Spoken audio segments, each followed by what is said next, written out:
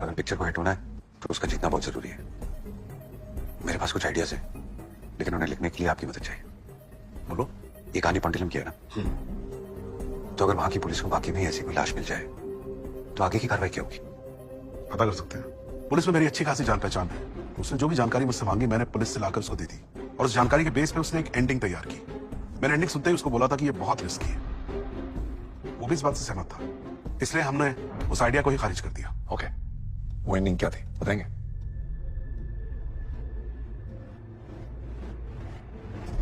मुझे डर है कि कहीं विजय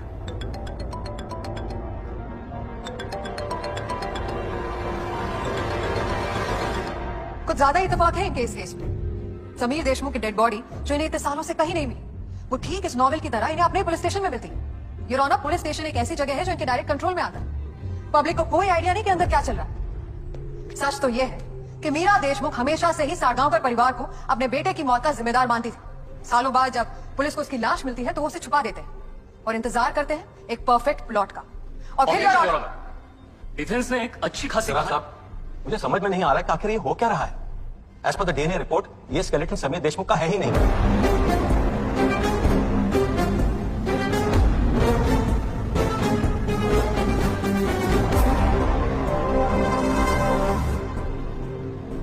क्या था वो क्लाइमैक्स? हीरो अच्छी तरह से जानता था कि पुलिस कभी ना कभी उस लाश को जरूर ढूंढ लेगी, और इसीलिए उसने उसी दिन से अपनी तकदीर को बदलने का काम शुरू कर दिया था। वो उसी दिन से एक ऐसी बॉडी की तलाश करने लगा जिसकी उम्र, कद, काठी बिल्कुल उस लड़के की तरह हो, और जिसकी मौत सर पर चोट लगने की वजह से हुई हो। और फिर एक दिन उसकी तलाश खत्म हुई।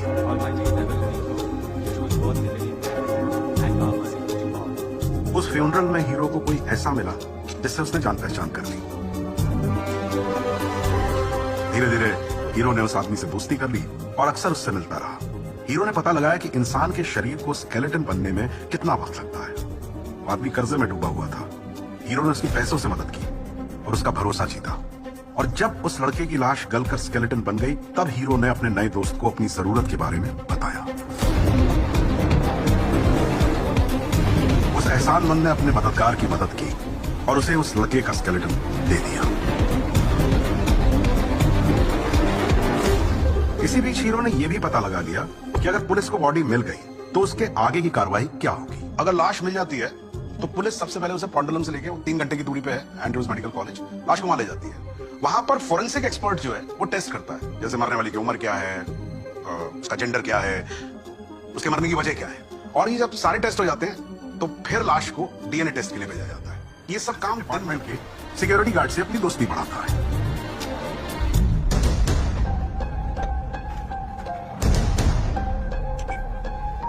दोनों में दोस्ती हो भी जाती है।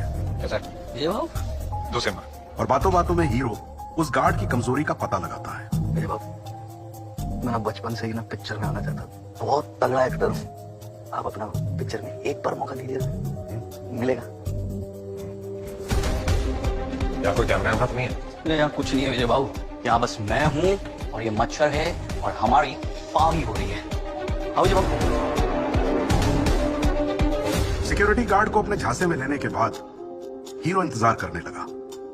साल गुजर गए और आखिरकार वो दिन आ ही गया जिसका उसे डर था। पुलिस को लाश मिल गई।